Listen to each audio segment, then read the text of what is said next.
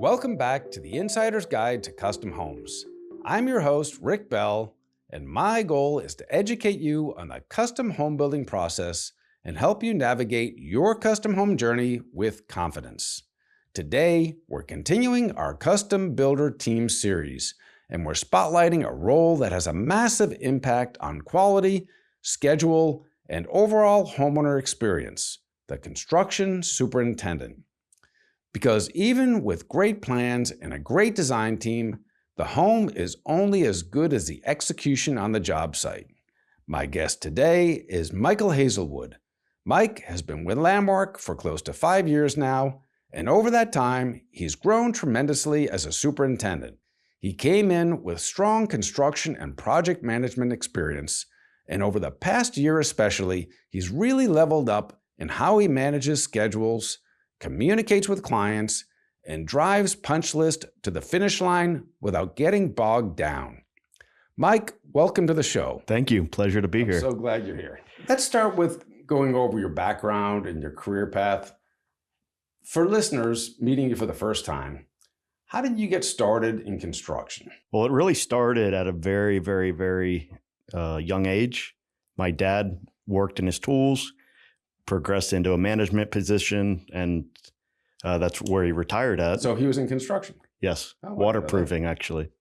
So I remember when I was 5, 6 years old, I would go to work with him on Saturdays while he was still working in his tools. I'd ride the scissor lift with him, and that really started it for me. And then in the summers of high school, I would go work for him in the field under his guys. Actually, to this day, he's the only boss I've had that's actually fired me. Which well, maybe not a great start, but it's nice to have someone who maybe doesn't value what you can really do. So, yeah. And maybe motivates you to do a better job. So before you came to Landmark, you worked in project management and operations role. What did that experience teach you that helps you today? I know you talk a little bit about your career before this in the construction side. When you left your dad and you kind of went out and struck it on your own with a mindset of... It was a good mind. I mean, it really taught me life lessons, not just in building, but in life general. It's sequencing, how to get things done, how to treat people, all the stuff that really we could use not only in custom home building, but in life itself. So you started with, I knew you had come from a builder over in another area, South Yes. Florida, not far from here. Was that your first job as a superintendent? Yes, that's where I started. And how many years were you there? I was there, 10 years? 10 years? So that's a long time. It was a long time. And it's funny how I even got there. My wife my wife now, it was my girlfriend at the time, worked for the company as a selections coordinator. And at the time I was living in Orlando, she was down here. So she worked there first? Yes, she worked there first. We started getting serious, and I moved to South Florida and needed a job. So she goes to her boss and says, I know the perfect guy for you. Yeah. Well, that's what I thought. I mean, I remember the first day on the job, not really knowing anything about the industry. He pointed to a stack of CMU blocks. Hey, go move those to the backyard. So it wasn't first day, hey, you're a superintendent. It's you got to prove yourself. Right. So how did he teach you? What was his method of kind of, other than go move block and sweep the house? I mean, what was his methodology to kind of be there with me at the beginning all the time? And as I was there and was proving myself, he would give me more and more tasks to do on myself or by myself. And he would check up on those.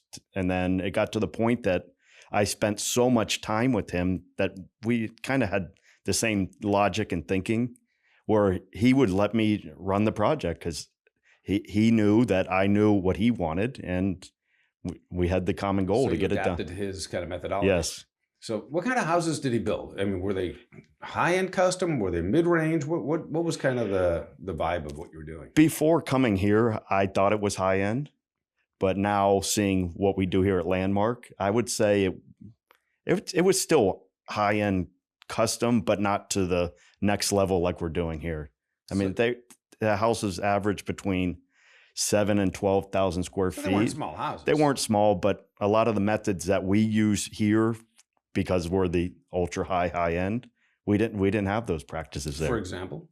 For example, here we chase all our walls with tension 5 studs. So he didn't do that. He just No, put the furring we strips we on did and 3/4 followed the furring block strip and followed the block. Most of the houses, unless it was a big area with big window frontage, it was a level 4 house. Right. And a level 4, just for our listeners, is level 5 is you totally coat the plaster and you make it Yes. really perfectly smooth. Versus level 4, you coat the joints, you maybe do a second or third coat, and then you use some paint with a little texture just to kind of Correct, just to finish knock it it off. down. Except in, like I said, big areas where you get a lot of light where Right, might shine on it, level you see floor that. doesn't cut it. Yeah, but getting back to the block, most production builders and some semi-custom builders will do that methodology. But I think the first time I had actually learned about it was maybe 15 years ago, because we did it that way. We were building in some of the more production neighborhoods. And it was actually Sam Caprio that said, you really should be using this 1.5" interior metal studs. And why would we do that? He goes, well, you're going to get perfectly straight walls. You're not going to get that, where you have to kind of bring the drywaller back and float all the corners so they sort of look okay. You're going to get it perfect. And there's a lot of other advantages to doing that. So, that's something that, is definitely a mark of a high-end custom home builder. And when you were working with him, were you also doing one at a time, 3 homes, 5 homes? What was it? We would on average have 4 to 5 homes going at once. And how many superintendents were there? It was really me, him, my wife doing all the selections, and we eventually brought somebody else on. So right, so you were trying to kind of run it from house to house. Now that I look back on it, it's like being a firefighter. You're putting fires out. Sure. And you can only stay there so long because the next fire needs to be put out. Sure. And so what originally attracted you to working with a true custom home builder? Really, I was driving through Southwest Ranches, and at the time you were doing a very big project on Sterling Road, 2 castle type houses. The Lewins houses. Correct. Yeah, beautiful homes. Yeah, beautiful. Sure. And I said, that's the next level to this. I mean, I excelled where I was at, but the challenges weren't there anymore. I mean, I built everything that I built, and it was ready to push myself to the next level. And the first time I'd heard about you, it was actually through a broker. She represented a nearby community. Your wife, I think, was working with her at the time in the real estate industry. Actually, you should really try this guy out. He's really good. I said, okay, well, and I had your resume, and for some reason it kind of just sat there for a bit. And then one day I'm like, let me bring him in and have a chat. Yeah, I appreciate it. And it was really enlightening to hear your viewpoint, what you're doing, and how you kind of wanted to grow in the industry. Yeah. So when you first started at Landmark, what were your biggest adjustments you had to make coming into the high-end custom home business? Really, the level of detail, the stuff that sometimes would get pushed. I wouldn't say pushed off, but would pass as okay. Were no longer okay. I mean, everything had to be perfect. The clients are a completely different level. So the way you deal with them, deal with the interior designers,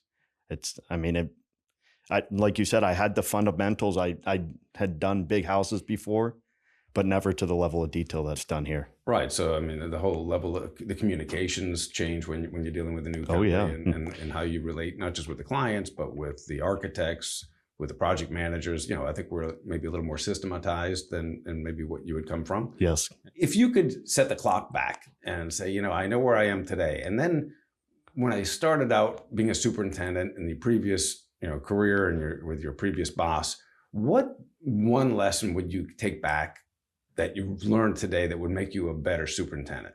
Just the way that get the whole job site to work together as one. Everybody's here together for a common goal. Put out a beautiful project. Nobody's here to clash with each other.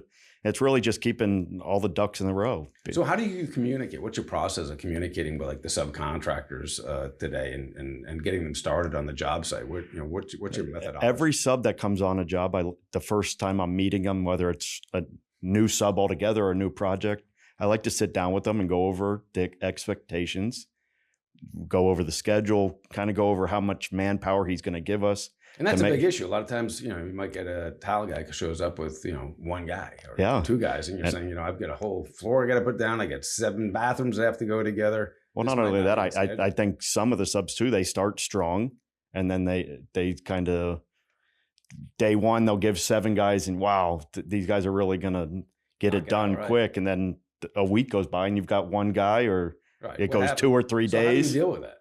If I can't get to the owner directly of the company or the superintendent that's running that project, I go to my project manager, who's kind of next in line to me to get to him, and he bumps it up, and then emails, texts. I mean, it's documenting everything to show we asked you to be here on this date because we have this schedule to keep, and you don't show up. Why should we let you work on future projects with us if you're failing here? Right. So when you think about, again, your growth in the industry, what lessons have you learned that have made you kind of better and faster and more efficient in the field? Following the schedule very closely. Yeah, so we work with the schedule. Talk about the schedule. How does that kind of work? Well, in the beginning of the job, the project manager, he builds a schedule for the project based on what we have agreed to with the client contractually.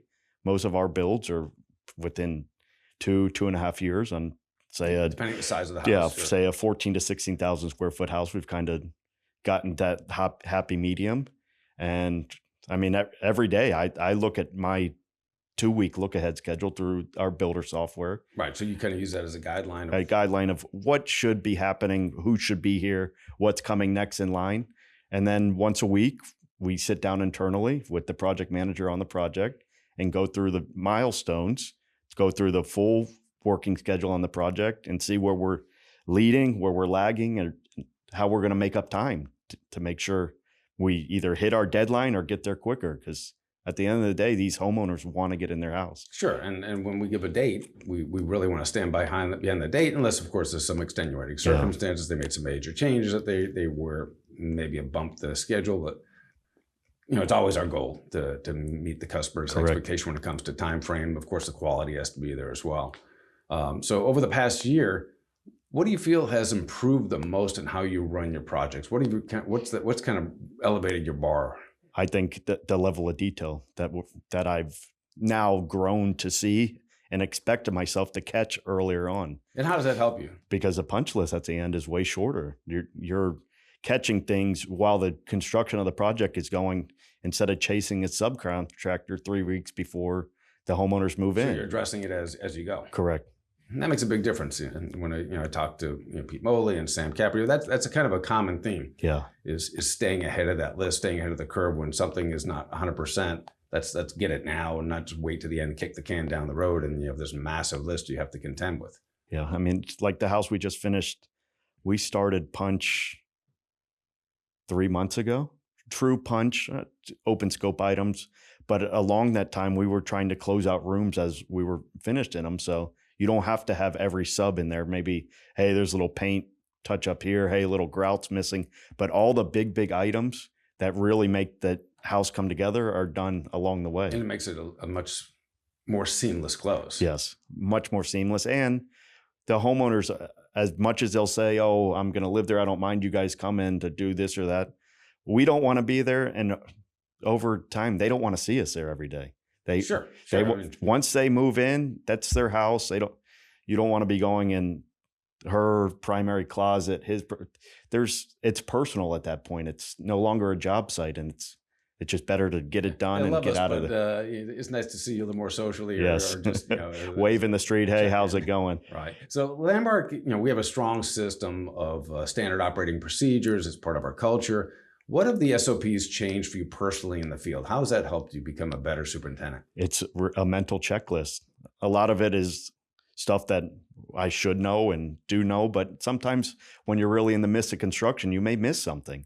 I mean, you'll be running here, talking to this sub. So it's kind of just that checklist to double check, make sure everything's done before we move on to the next step. And I know Brandon spent a lot of time working with you, developing this system, yes, particularly, and kind of shaking it out.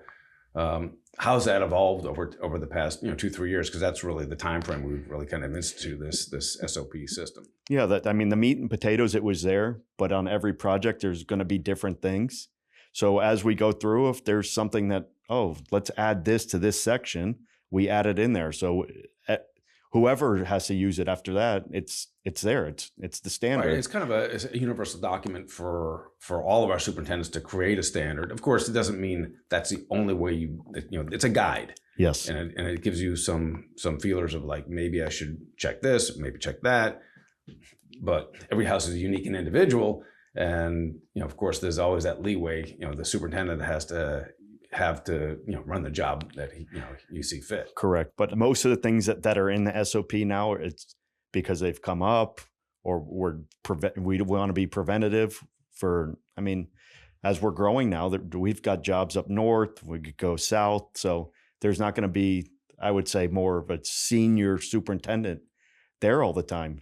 So whoever you have out there running these jobs on the day-to-day basis. But even their assistant, part of our culture is to bring up people from the level of maybe an assistant superintendent, or maybe they were a superintendent on our job, or not doing the high-end custom. But if we see a spark in the person and we see that they have what it takes to become a really A-player superintendent, it's nice to have that guideline. Yes. But in fact, we're getting to onboard someone soon, and I know you're going to probably be taking them under your wing. How do you feel about that? Exciting! It's the next level. It's really what you want to grow as you're in this industry, and thankfully, I'm young enough to keep growing. This particular person I'm thinking of is maybe a few years older than you. How do you envision the conversation going when you see something that is good, but maybe not quite to the standard? It's just really a level of respect between myself and who we are going to onboard. I'm not the type of guy that screams and yells. It's more, hey, let me show you this, and we do it this way because this is the landmark way. We get these incredible builds, high-end clients because of the way we build houses. And you talk about screaming, and you hear this a lot on the field side in companies where that superintendent, he's out there, he's always screaming at people, getting things done, cracking the whip, but we don't take our jobs like that. It's more about technique, being proactive, and giving our subcontractors the tools they need to succeed, but also making sure that they understand the standards that we're looking for. Yeah, the standards are there, and at the end of the day, we're all here with the common goal to put out a beautiful project. And I've worked with people that scream all the time in the past, and after that person screams day one, day two, it loses its effectiveness. The scream is just the scream. No, it's not effective anymore. Sure. If you ever do have to scream, and the subconscious, oh wow, Mike's screaming, there's something really happened. But if I go on the job every day and just scream, it goes to the maniac, the crazy guy. Goes a deaf ear. I started in this industry when I was 22 years old, and my dad threw me in the job in the field, and then I became that screamer. That first year, I was crazy, and I'm screaming at people 20 years older than me. They're looking at me like, "Who are you?" Calm down, dude. This is not necessary. And it took me a while to kind of get it. And I think the most effective leaders, and that's what superintendents are, they're leaders, know how to lead from the front, and they know how to explain things. And again, it's giving a good quality subcontractor the tools he needs so they can succeed and understand the standards that we're looking for. Yes. So just changing gears a little bit into the schedule, because we talked about that earlier, meaning that schedule is super important, as well as the quality, of course. So what does a well-run schedule look like to you today? Hitting your milestones on time, if not ahead of time. So if you get thrown off because there's a material shortage or there's a labor shortage, how do you kind of work around that on your schedule? Really, you try to keep everything in line from start to finish as it should be in the schedule. But again, say a countertop doesn't come in for a bathroom, so you can't go do the plumbing in there. You can't finish really the wallpaper, everything that comes behind that. So, that's going to lag, but the rest of the project should still be going forward. The plumber should still be in there trimming out the other bathrooms. So if there's an exception, you kind of work around the exception. Yeah, sometimes there really nothing you can do about it. The client reselects a countertop that's... Yeah, I remember there was a plumbing fixture we were waiting on a house that was finished about 2-3 years ago, and I don't think that part even came to maybe 2 months after the house was done. And, yes. and the owner's not happy about it, but we don't manufacture the parts. But in the meantime, the rest of the house was complete. Yeah, so, the house was livable. Again, these homeowners forget that they have 8 other bathrooms, but but we do our best to make sure that we source things and get them on time. But again, there's always something that can bump, Yeah. and we work around this. So what's the most common scheduling mistake that can cause a delay or chaos in a custom home? Not looking far enough ahead. Right. So how do we prevent that? I mean, what not just the 2-week look ahead, how do we kind of go and make sure that everything is kind of lined up so we could sequence it in properly? Really, it's look at the schedule, expand it out 3 or 4 months and see what's going to happen. Because say the house we're in now in the shell stage, we're already ordering cabinets because they're coming in from different areas. So it's staying ahead. And hey, we're ordering cabinets. Let's start looking at plumbing fixtures. Let's start looking at countertops. I mean, is this part of your weekly meeting with the project manager when you kind of go Yes. through the sequencing? We go through that, and then really anything that we don't have answers on, we send a reminder to either the interior designer or the homeowner and say, Right. Everyone has their obligation to. we're ready to information. start picking floors. I mean, because again, say a lot of these homeowners, oh, they're just building a shell. We've got plenty of time to make these selections. Where then when they do make the selection, we get told the tile's 7 months out. And without the tile floor, you're not going on to the next step. Sure. And a lot of these tiles are exotic, and maybe they could be from China, they could be from India, they could be from Italy. It doesn't really matter. We don't know. But if they're ordered far enough in advance, you can work around things like tariffs or shipping issues or Yes. whatever. So, and that's kind of why we give them a selection schedule to say, hey, here's the timeline. Well, why does it have to be done, 8 months ahead of time? Because we want to make sure it's shipped and it's here. We don't want it a year ahead of time and pay extra storage, but 3 months ahead, that's a reasonable amount in order to be able to sequence it in. Yeah. And then, of course, then you have to have the amount of labor that's going to be able to put those materials in the right amount of time, and trying to keep all these trades kind of, I guess they call them the plate spinning, and everybody kind of doing what they need to do to keep the job moving. How do you keep the trades accountable without turning the job site into constant conflict with having too many of those plates spinning, and this one, you got to go back to it? And how do you keep everything balanced between the different trades and make sure they're sequenced in properly, and there is not just that conflict, you're in my way? I think that really starts from myself as a superintendent, the way I manage the project. If we go back to the screaming, if you have just chaos all the time, nothing's going to get done. Get with your leads from each sub, your mechanical guy, your electrician, your plumber. Say, here's what I expect. You're going to go here, you're next, and you follow after that. I mean, once you get the guys working together, it works well. And do the same trades kind of respect each other at a certain point in time, and they kind of understand that sequence, Yes. and they can kind of self-police to some extent, to avoid some of these They can conflicts. self-police, but a lot of the trades, again, with the deep level of details and finishes that we do, I mean, we have to be there as a superintendent. We got to check the window heights. We got to make sure the control line is correct, because once the windows go in, these installers, they think just tap con it, top, bottoms, and they're out of there. Not thinking about, the tile floor is 2 inches and it needs to die perfectly with that And that we've seen sill. this before. A lot of these windows go floor to ceiling. Yes. And if that sill is up 1/4 of an inch, you can see it. Yeah, If it's it up 1/2 throws inch, off you're the in big whole trouble. look. You're redoing the window and chipping out concrete. So yeah, that control line is super important, and I guess the accountability of that guy Yes. putting their windows in to make sure it's That he's works following well. the correct control line. That's why in the beginning, the shell guy and myself, we set a control line at shell stage that we use for tie beam heights, sill heights, because a lot of these rooms, especially say a laundry room, the new look is to put the cabinet in and run the countertop into the window. If you're off with that windowsill, Yeah, it again, it 1/4 of an doesn't inch, you're in work. trouble. And you're not going to find that out till say 7 months down the road. And by then the shell guy's gone. You're calling him, hey, you got to come back. Then it's change orders for It's chaos. cutting. It's chaos. It's controlled chaos, but yes, it's chaos. So what are your daily habits that you rely on to keep that job running smoothly? What's your kind of method? How do you start your day, and how do you work through your day? I'm the first one on the job site. I like to be there. I like to know who's coming. I mean, it's usually the day before in the afternoon, say 3:34ish.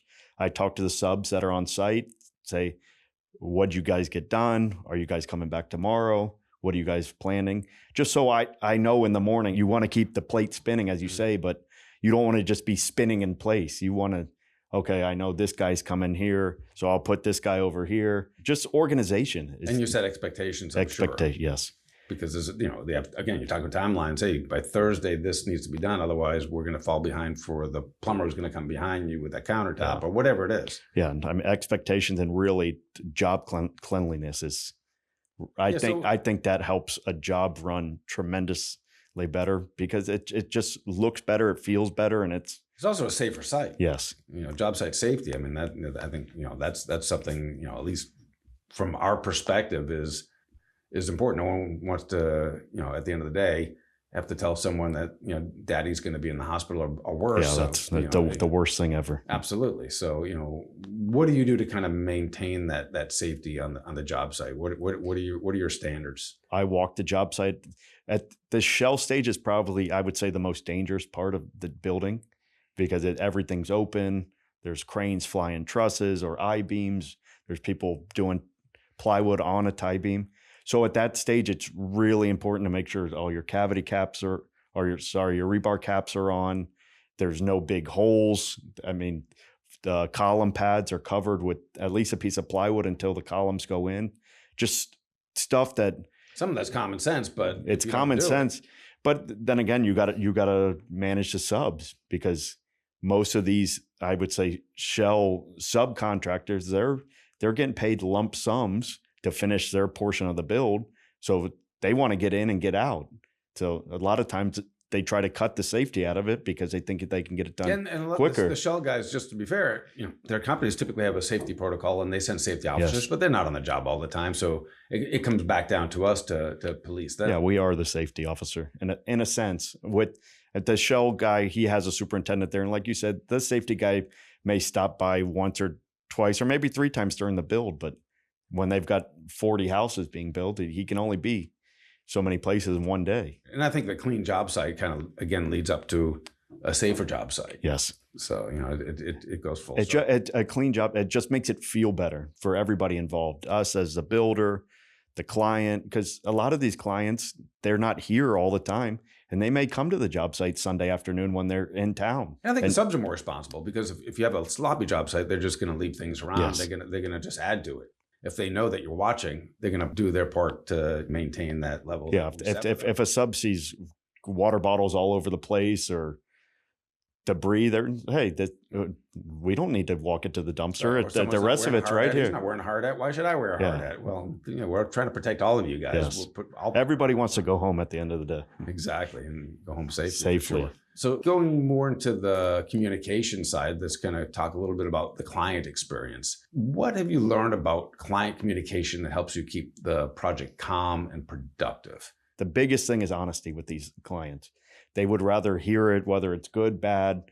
The last thing is try to sweep something under the rug and they find it later on because it opens. And there are issues. I mean, there are issues. You're going to find something, maybe as an RFI you have out there and something's not lining up and they come out there and, again, if you let them know, I think ahead of time, you're gonna be in a much better position if they discover themselves. Well, and they feel, I think if you're honest with them, they feel a level of comfort with you. Where again, a lot of these homeowners travel, so once they have that comfort level, they'll let you kind of make a little bit of a decision every once in a while when they can't be present. But honesty, and I call it really, it's a short-term marriage with the couple. So it's so funny. My father used to say, "Hey, when you meet a client, it's like dating. Yeah. When you sign a contract, now you're engaged. When you start building, you're married. Yeah. And you're married to that person from the beginning of that build to the end of the build. And even when you're done, I mean, you want to make sure that relationship sticks. Yeah, that's the most important thing. And in this business, word of mouth is that this person moves in, they bring their friends. Oh, who built the house? It's beautiful. It could produce more projects. And I've built a lot of houses now. And I would say I can still call any of my previous homeowners and have a conversation with them. Hey, how you doing? How's the kids? That's a great feeling. It's a great feeling. And not only that, I mean, to be able to drive by a house that you built 6 years ago and it still looks beautiful, and I can show my boys now, hey, daddy built that house.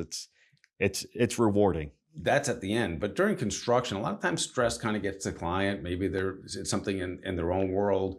Maybe it's something that they feel pressured to do. They're impatient. Maybe they're making late decisions. How do you deal with a client? How do you handle that type of situation and how do you kind of de-escalate that? Because again, we are somewhat of a psychologist Yes. at a certain point. So how do you deal with that? It's really just walk them through the steps of it. How are we going to get to what you really want achieved here? Because a lot of these homeowners, especially during construction, they can't see a house on a blueprint. Once the walls go up is where they really feel the house, or even before that. And I mean, most of the time when we pour a slab, they'll come out there, wow, this house is small. Yeah, and then the block goes up. And it shrinks. Yeah, and at different stages, it grows and shrinks until the walls are finally up. A lot of them can't envision what the house is going to look like. And then when a wall goes up, they may go, that's not what I was thinking. Yeah. And that's really where most of the panic comes. I wouldn't say panic, but uncertainty of if the house is correct for them is when everything stood up.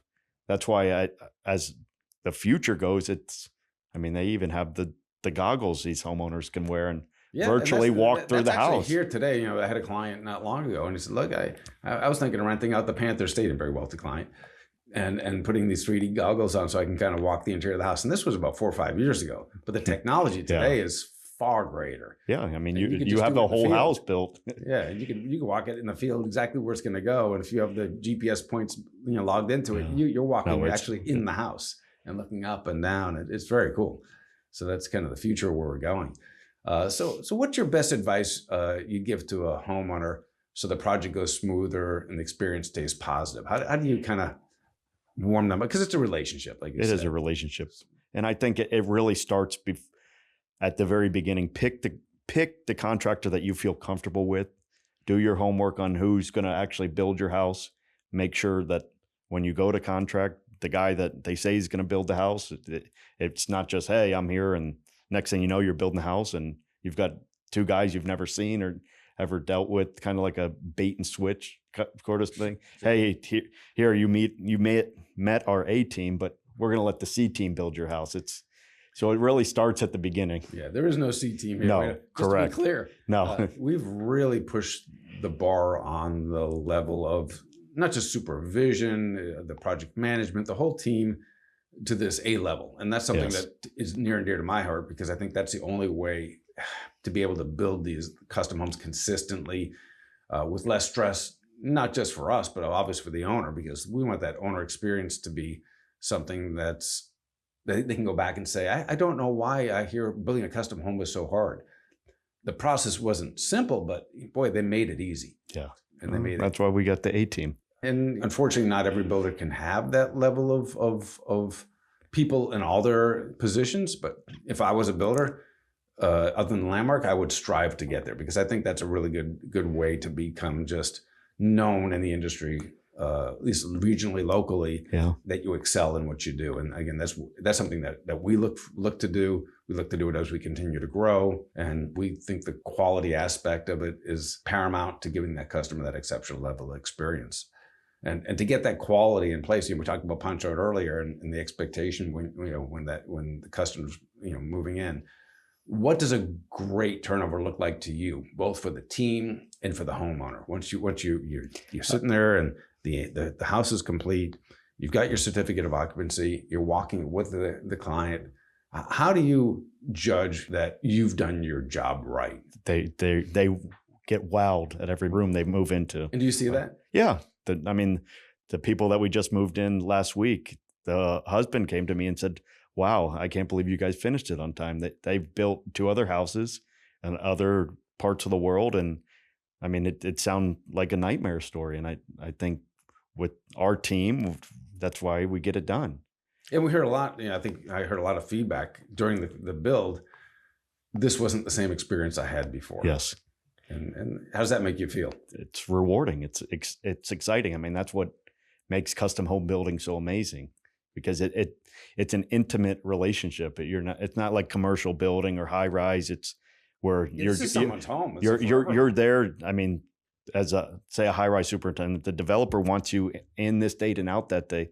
There's that level of personal is not there. And with custom home building, it is. Again, you're married to these people, and you want a happy marriage. Yeah, you can talk to some of these people 2-3 years down the road, and it's a friendly conversation and good times of when we built the house together. So as we continue to evolve and we continue to onboard people, and we want to replicate that experience? And we talked earlier about bringing new assistant superintendent on. What made you want to take on the leadership role of bringing up the next person to become that same level of builders that you've become over the past? I mean, really, that's what I think life is about, is to help people excel and teach them to grow to the next level. I mean, unfortunately, I think in this industry, it's the younger generations don't want to do it anymore. So if you do find somebody that wants to really build and go to the next level, it's rewarding. And so what do you look for in that person? What are the key tells that you can say this person's got it, or maybe we should rethink this? I mean, the general knowledge of construction is good, but I don't think it's truly important. I think it's the desire to come to work, have fun at work, look forward to it. I mean, everything else I think is teachable. So what results are you looking for in the first 60 to 90 days when you're mentoring somebody, especially with someone who may be a bit more challenging? Maybe they don't have all the skills, but they're learning. So what do you use to set that bar over that 60 to 90 days? I think it's ask questions. Go take the plans home, study them, go through things, see things that look off to you or you don't know about, and come back with questions. And if they're doing that, it shows me that they're doing their homework. They're trying to learn, and they don't think they know it all. I mean, there's no dumb questions in this industry. I mean, everybody's learning. I'm sure you're still learning. I'm definitely still learning. And I mean, I even asked the Shell superintendent the other day, when he was pulling his diagonals on a slab, why'd you do it that way? And it was a different way than I'd ever done it. And it's good to learn. And you can learn every day in this business. Every day. And I know we have some other superintendents, Sam, and we got Pete, and they've been in the business for 30, 40 plus years.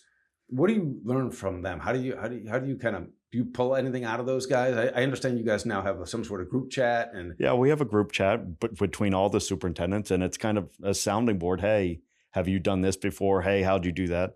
And you can learn a lot from them, a lot.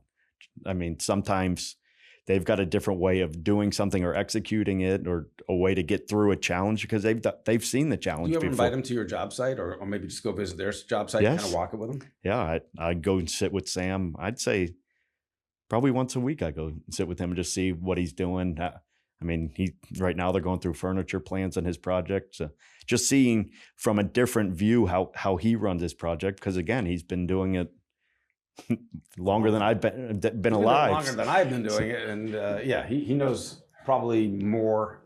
He's probably forgotten more than I've ever learned. I mean, he's a true expert at not just being a superintendent, project management. He owned his own company at one time, and I think that kind of level of knowledge is so valuable. He's a wealth of knowledge. And then on the backside, he'll come walk my projects every once in a while and give me constructive criticism. There's nothing wrong with that. There's nothing wrong with it at all.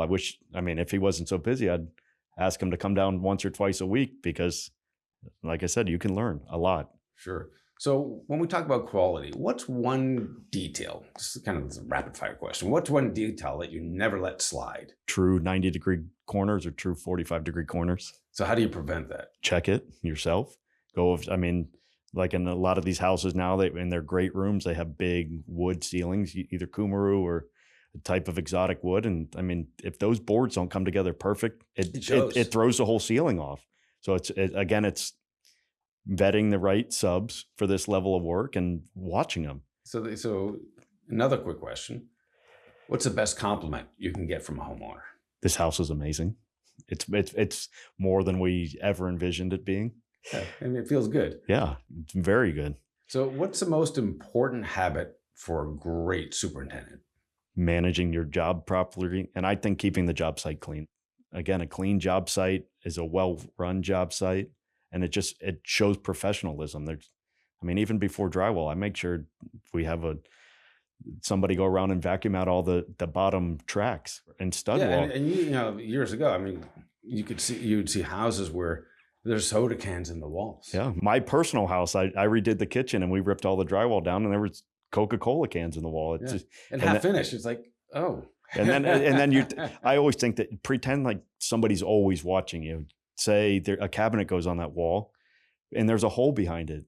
Patch that hole, because in 5 years from now, when this homeowner remodels her house or somebody takes it over, they pull that cabinet out, they see a hole. Yeah, They question what cockroaches have been running through there. Cockroaches, but what else did this builder hide? Right. What else am I missing? Where are the deficiencies? So it's just make it perfect, or as close to perfect as possible. One final question, I like to ask this one because I think about what's your favorite stage of construction? Framing. And why is that? Because that's where it's the shell's done, the framer's in there. I would say framing and rough MAPs. Really? Yeah, because that's really where you the most thinking goes into. You've got to hit the dimensions. You got to hit the heights. Everything's got to be. Your favorite part's the most challenging part. Yes, because that's the part where that sequencing has to be right. You have to understand, there's conflicts and how do I avoid them. Yeah, but that's really where it all comes together.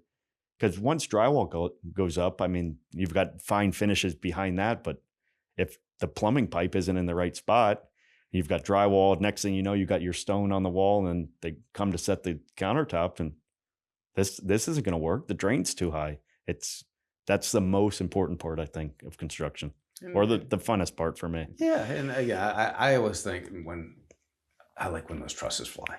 Yeah, because you see the full skeleton. I mean, one thing when the block goes up and the slab is poured and the tie beam's done, but when those trusses go on, you can actually see how that house is going to look. You can kind of start feeling the interior, and everybody has their own favorite. Or when the drywall's being hung and you get all that sheetrock up, and you can really feel that house.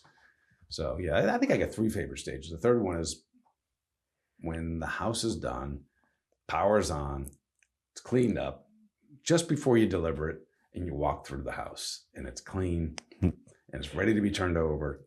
And then you see the fruits of your labor. Yeah, that's a great stage. And really, you think about it, these houses, they take about 2 years. I think it's exciting when the sod goes down. It's like carpet on the outside. It changes the overall look of the site. I mean, you've been looking at dirt for 16 months and now everything's green. It just changes the overall feel and look of the house. It's a home. Yeah. Because we are a home builder, but you lose track of that sometimes because you're going to talk about the structural issues, you talk mechanical issues, all the things you have to deal with. Yeah. But at the end of the day, it's someone's home, and they're going to live there. It's their forever house, and at least for me, the pride of building something that's that special and that someone is going to just love for years to come and do an outstanding job.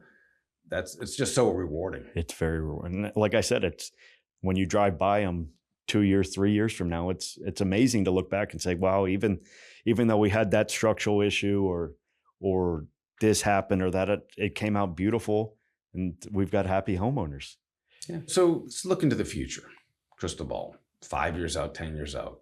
Where do you see yourself in Landmark? Where do you see Landmark and what are the biggest evolutionary changes you've seen from the past few years since you've been here and then projecting that into the future? How do you kind of envision that? I think we get bigger and better. I mean, we want to do the $100 million houses, the $200 million houses. It's funny you say that because we used to think $5 million was a big expensive house, and then 10 and 15 became big expensive. Now we look at 40s and 50s and 60s. So a $100 million house, that could be something really special, and they're out there, and we see them happening. And there's more and more people coming to Florida with the power to do it. And then the challenge is going to be there too, because now you're talking about multiple superintendents on a job and multiple project managers. And it's even a whole different level and the bar is completely. I mean, like you said, you're going to have a shell superintendent. You're going to have an interior superintendent, really an exterior superintendent that come together at certain times. But they've got their own tasks and they got to make sure it gets done. And to coordinate all that so it all kind of works out and smoothly transitions from one to the next and make sure the communication layer is another level of challenges. So I guess we have to continue to develop the tools, standard operating procedures and the schedules to reflect that. And make sure the people that we bring on board I call it the Landmark way. Right. Well, I appreciate that. And I get excited about it. The future, and I've seen a lot happen in my career, but every time we get together, whether it's a team or I talk to you, I talk to Brandon, I talk to Sam or any of our team members, and we start getting a little more philosophical about what we're doing, and they're fun conversations. This is outside of that the regular work time. It's we do some of these Landmark events, and then it gives us a chance to kind of let our hair down. Yeah. and talk a little bit more. And, Yeah, sometimes work comes up, but it's really just going out with the team. Yeah, speaking of which, we have an event coming up shortly. It's the South Florida Chili Fest. The way Landmark's given back over the past, I've been in that organization for well over 15 plus years. We've been doing a chili cook-off for the past 12, car show for the past 9, now the combined events. And you're a big part of that now. I'll be there early helping to park cars. I don't think you've ever cooked chili yet. No, I have not. That's coming. Your time is coming. You got that pawned off on Stefan this year. So Stefan's doing it, Brandon's doing it, and I've done it plenty, and it's a lot of fun. And that's kind of a nice way that Landmark gives back and being part of a community. And I think one of the cool parts about this team that we have, the group that we have, is we don't have a lot of friction. There's not a lot of, in fact, I don't know of any friction. No. We get along really well. We learn from each other. I think we grow from each other. And I think that attitude, and as we grow and we onboard more people, we have a few more people coming on in the next 2-3 weeks, 3 new hires that are going to start. They look like A-level people. I believe they're going to be. And when they kind of come into the culture, they bring a lot to the table. Yeah. And it's that collaboration that gets me excited. Yeah, it's that collaboration. And I mean, the people coming in, they've obviously worked in custom homes or some level. So they may have a different recommendation for a sub. So it helps. So if you wanted to give advice to someone who's thinking about becoming a superintendent, what would your words of wisdom be to that person? Someone that's maybe just starting out and never done it before. What would you tell them? Think back to when you started. If you had someone kind of giving you a little coaching. Find a mentor, follow that mentor, ask plenty of questions, and never stop learning. I mean, the day you think you've learned it all and don't want to learn anymore, it's not worth doing anymore. I mean, every day you're going to learn something in this industry. I mean, you could look at a guy, you thought the last subcontractor did it this way and the new one's doing it a different way, and you think it's wrong, but then you really sit back and watch how he did it. Yeah, there's all different techniques, sure. He got to the finish line the same way the other guy did, but he did it this way. So, I mean, I think that's another thing too, just as a superintendent. Don't always think that what somebody's doing is wrong because you didn't see it done that way before. Yeah. Take the time to listen. Take the time, ask them, hey, why are you doing it this way? And maybe he'll teach you a new way. I mean, that might be your new norm moving forward. There's always new tricks to learn. Always. So thanks so much for being on the show. I really appreciate your input. Absolutely appreciate you being part of the Landmark team. Thank you. You've been with us from when we really started reshaping how Landmark works and operating as an A-level, high-performing, high-functioning custom home builder. Thanks again for coming here, sharing your views and how you see your role and teaching people of what to expect and what an A-level superintendent looks like, and how the right systems, habits, communication, how that all makes a huge difference in the homeowner experience. Yes. For everyone listening, I hope this gave you a behind-the-scene look at what a great superintendent does and why the right team matters so much when you're building a custom home. If you enjoyed this episode of The Insider's Guide to Custom Homes, please subscribe and like the podcast, and share it with someone who's thinking about building a custom home. You can find more episodes and resources at The Insider's Guide to CustomHomes.com or TIGTCH.com. Thanks again for listening. I'm Rick Bell. And remember, build your home the Landmark way. Relax and enjoy the journey.